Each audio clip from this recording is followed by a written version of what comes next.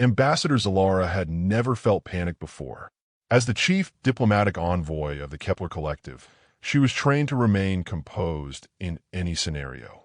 Yet here she stood in the middle of the Earth's most inhospitable desert, her crystalline communication vessel smoking with the acrid scent of burnt circuitry, her 3-day diplomatic mission to the United Nations in ruins. The solar flare had come without warning. It had disabled her ship's navigation systems just as she was descending toward the summit. Now, with communications dead and her power cells depleting, she was stranded 40 miles from the nearest town, in a landscape that human maps called the Mojave Desert. She was examining the ship's damaged core reactor when the dust cloud appeared on the horizon. It wasn't a rescue team. It was a battered pickup truck that had clearly seen better decades. It skidded to a stop, and out stepped a boy who couldn't have been more than 12 years old, followed by his father, a weathered man in grease-stained overalls, squinting against the desert sun. "Well, that's not something you see every day," the man said, staring at Zalara's iridescent form. Her skin shimmered with bioluminescent patterns, a sign of her species' advanced evolution. Her eyes were too large, her proportions too elegant to be human. Zalara prepared her translation matrix. She had expected to interact with world leaders, not a child and a rural mechanic. "My ship has sustained critical damage," she said, her voice modulated to human frequencies. "I am Ambassador Zalara of the Kepler Collective. I mean no harm to your species." The boy stepped forward before his father could respond. "My dad can fix it," he said simply. His father, whose nameplate read Jake, laughed. It was a kind laugh, not mocking.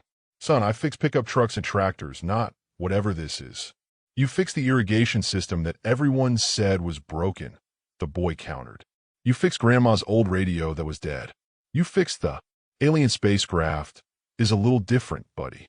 But Zalara found herself studying the man. His hands were capable, calloused from decades of labor. His eyes held a problem solver's intelligence, the kind that came not from formal education, but from necessity and experience. She had learned that human ingenuity often emerged from unexpected places. "If you could examine the damage," Zalara said, "I would be grateful for any assistance." Jake approached the ship cautiously.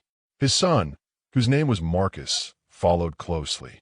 As Jake inspected the external damage, his expression shifted from skepticism to focus. He pulled out a small notebook and began sketching the damaged components, asking Zalara technical questions that demonstrated surprising understanding of power systems and circuit logic. "The primary issue," Zalara explained, "is that my solar cells cannot recharge in Earth's atmosphere. The radiation frequencies are incompatible. Without power, I cannot repair the navigation core." Jake was silent for a long moment. Then he turned to his truck. "Marcus, get the solar panel arrays from the shed," he called.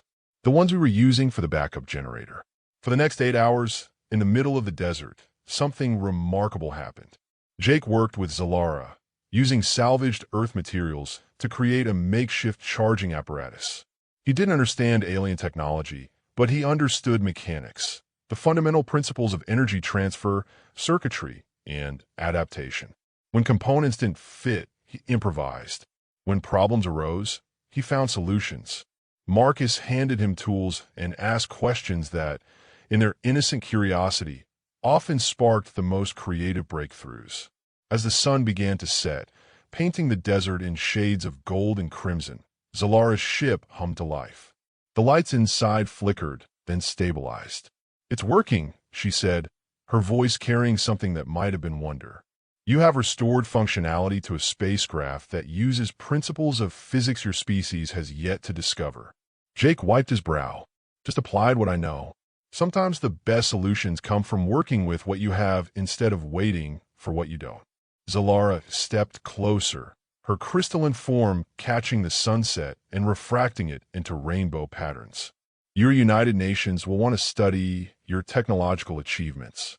They will want to understand how your species progresses so rapidly." Jake shook his head. "I'm just a mechanic. I fix things. That's all I know." "Precisely," Zalara said. "And that is more valuable than any doctorate or government position. You see problems and solve them. You teach your child to do the same."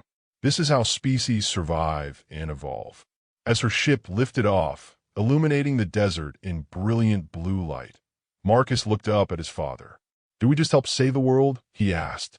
Jake smiled, grease still under his fingernails. "No, son. We just fixed something that was broken. Same as we always do." But as Zalara soared toward the United Nations, she knew the truth.